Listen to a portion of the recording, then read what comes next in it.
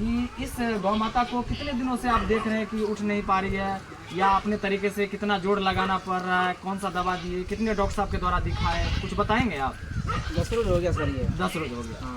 यानी 10 रोज से उठ नहीं पा रही है, जैसे कि मतलब बैठ रही है तो उसको उठने में प्रॉब्लम हो रहा है, खाने पीने में दिक्कत सही है, वो सही है, खाना वाना हाँ, प्रॉब्लम सही है, बिल्कुल सही बस है। लेकिन उठने में इसको थोड़ा सा दिक्कत हो रहा है। है।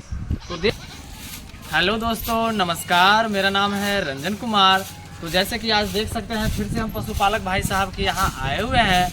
तो अगर मैं बताऊं तो ये जो हमारी गौ माता है लगभग 4 या 5 दिनों से शायद उठ नहीं पा रही है। मेरे साथ पशुपालक भाई साहब हैं, इन्होंने मुझे कॉल किया नंबर लेकर के इंटरनेट के द्वारा, और इन्होंने हमें बताया कि डॉक्टर साहब हमारी जो मवेशी है वो लगभग हमने अपने तरीके से जहाँ तक हो सका डॉक्टर साहब के द्वारा हमने इलाज करवाया था, लेकिन हमारी जो पशु थी वो शायद उठ नहीं पा रही है ना भाई साहब। तो इन्होंने हमें बताया कि उठ नहीं पा रहा है, तो डॉक्टर साहब आप आइए अपने तरीके से कुछ बताइए।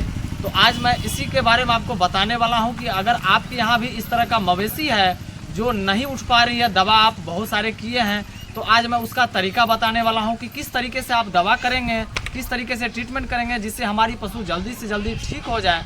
तो चलिए, उससे पहले अगर मेरे चैनल पे आप नए आए हैं तो प्लीज़ मेरे चैनल को सब्सक्राइब कर लीजिएगा, क्योंकि हम अपने इस चैनल पे मवेशी के ट्रीटमेंट के संबंधी, बच्चा निकालना, AI और भी बहुत ऐसे सारे चीज़ हैं जो कि मैं डालते रहता हूं और वो बिल्कुल फ्री होता है। तो चलिए वीडियो को स्टार्ट करते हैं और इनसे हम कुछ जानने का प्रयास करते हैं कि क्या इनके साथ क्या हुआ, किस तरीके से ट्रीटमेंट किए, कहाँ से डॉक्टर साहब आए, कौन कौन किस तरीके से। आप हमें ये बताइए कि इस गौ माता को कितने दिनों से आप देख रहे हैं कि उठ नहीं पा रही है, या अपने तरीके से कितना जोड़ लगाना पड़ रहा है, कौन सा दवा दिए, कितने डॉक्टर साहब के द्वारा दिखाए, कुछ बताएंगे आप?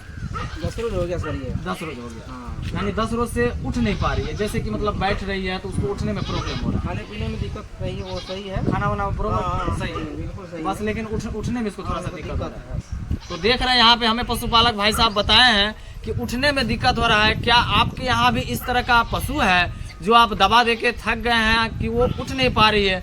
तो आज की इस वीडियो में हम आपको बताने वाला हूँ कि इस तरह का अगर पशु है तो उसको आप कौन कौन सा दवा देंगे। तो उसके लिए हम आपको इस वीडियो में आप कंटिन्यू बने रहिएगा, हम आपको बताने वाले हैं।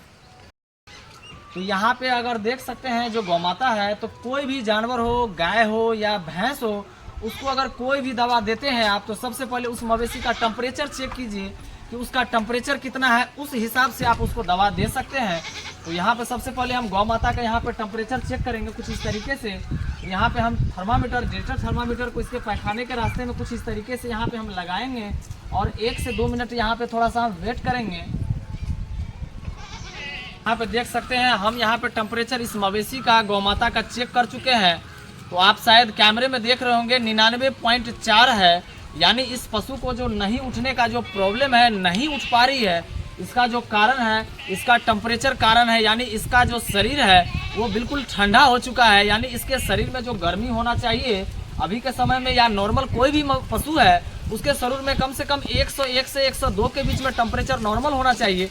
लेकिन इस पशु का जो टेम्परेचर है, अभी आप देख सकते हैं, हम पशुपालक भाई साहब के यहाँ दिखा रहे हैं कितना है टेम्परेचर, 99.4 है। तभी हम लोग देखे थे 100, यानी 100-100 के बीच में, 101 नहीं है, 100 के बीच में।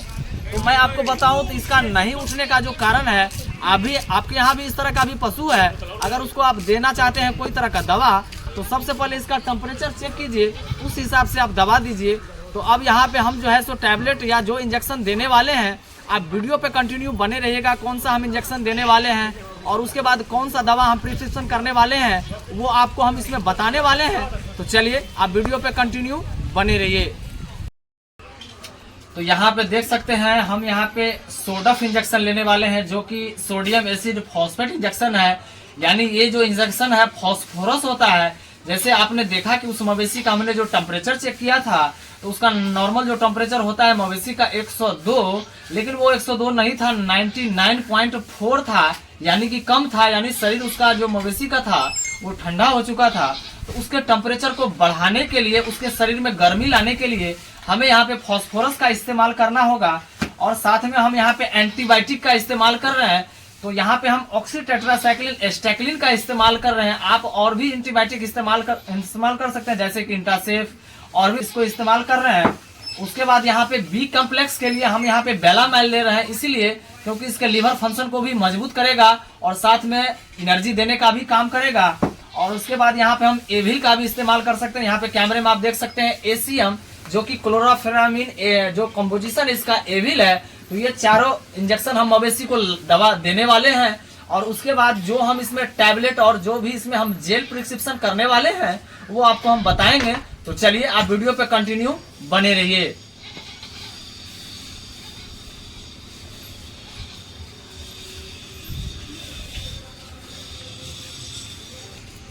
और उसके बाद यहाँ पे हम ऑक्सीटेट्रासाइक्लिन एंटीबायोटिक का इस्तेमाल कर रहे हैं कुछ इस तरीके से। तो ये भी जो इंजेक्शन है हम यहाँ पे 10 से 12 ml ऑक्सीटेट्रासाइक्लिन एंटीबायोटिक भी लेंगे। यहाँ पे आप देख सकते हैं कुछ इस तरीके से।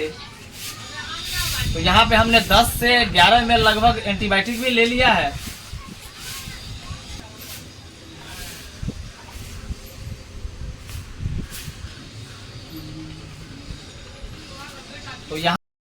तो यहाँ पे हम नीडल को कुछ इस तरीके से यहाँ पे पकड़ेंगे और इसके पैके से इस बीच में यहाँ पे हम नीडल को कुछ इस तरीके से यहाँ पे लगा देंगे।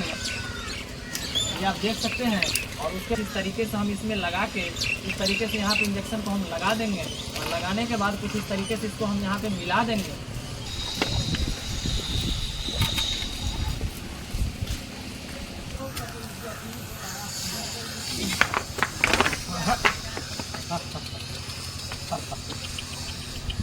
तो यहाँ पे देख सकते हैं मेरा जो इंजेक्शन देने का जो प्रोसेस था वो बिल्कुल कंप्लीट हो चुका है। अब आगे इसमें हम जो टैबलेट लिखने वाले हैं, जो दवा प्रिस्क्रिप्शन करने वाले हैं, तो आप वीडियो पर कंटिन्यू बने रहिए। आगे मैं वो भी आपको बताने वाला हूँ।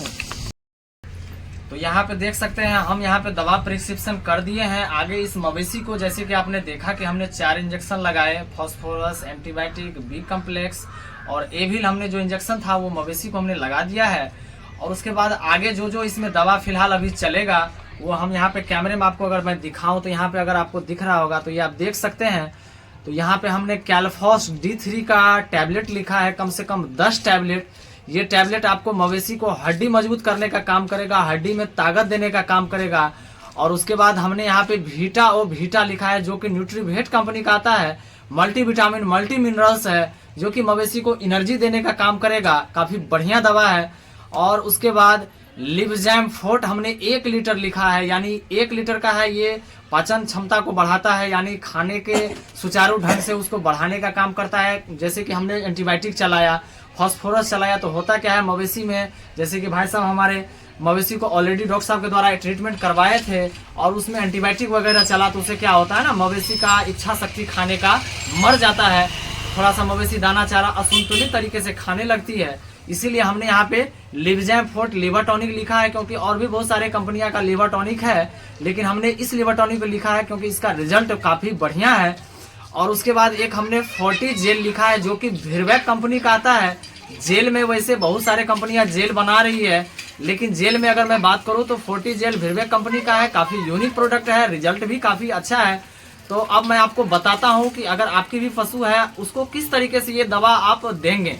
तो सबसे पहले आप देख सकते हैं कैल्फॉस D3 का जो टैबलेट हमने 10 टैबलेट लिखा है, उस टैबलेट में से आपको कम से कम 1 टैबलेट मॉर्निंग में, 1 टैबलेट शाम में आपको देना है। पर डे 1 टैबलेट सुबह, 1 टैबलेट शाम देना है। और उसके बाद वीटा करके जो आता है आधा लीटर का, उसमें से आपको 50 ml का रोज पिलाना है 1 टाइम, यानी पर डे आपको 50 ml देना है। उसके बाद हमने लिखा है लिबजैम फोर्ट, तो उस लिवर टॉनिक को आप मवेशी के बॉडी वेट हिसाब से दे सकते हैं। अगर आपकी पशु बड़ी जानवर है तो उसको आप 100 ml दीजिए, अगर छोटा जानवर है तो 50 ml दीजिए। तो लेकिन हम इस पशु को 100 ml प्रिस्क्रिप्शन करने वाले हैं, क्योंकि थोड़ा सा बॉडी वेट ठीक है, तो इसको 100 ml पर डे बोलेंगे किसान भाई को देने के लिए। और उसके बाद हमने एक लिखा है 40 जेल, तो ये जेल लगभग 300 ml का आता है। तो इस जेल का पिलाने का तरीका मैं आपको बताता हूं। अगर एक जेल पूरा अगर एक रोज पिला देते हैं, मान लीजिए इस तरीके का आपको जेल आएगा, ये देख सकते हैं दूसरे कंपनी का जेल है, ये आपको न्यूट्रीवेट कंपनी का शायद है, हाँ न्यूट्रीवेट कंपनी का आप देख सकते हैं।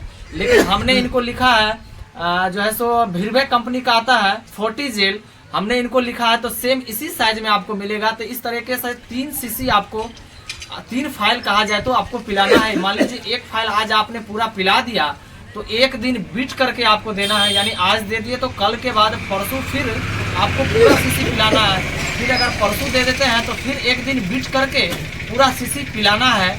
तो इस तरीके से आप सारा दवा आप अपने पशु को इंजेक्शन देने के बाद इस तरीके से दे सकते हैं। ये पुर्जा रखिएगा भाई साहब आप।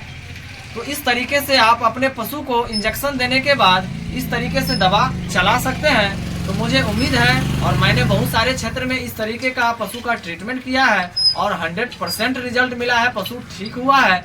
तो आप इस वीडियो को कहां से देख रहे हैं मुझे कमेंट करके जरूर बताइएगा और इस वीडियो को एक छोटा सा लाइक कीजिएगा, जिससे हमें एक मोटिवेशन का काम करता है।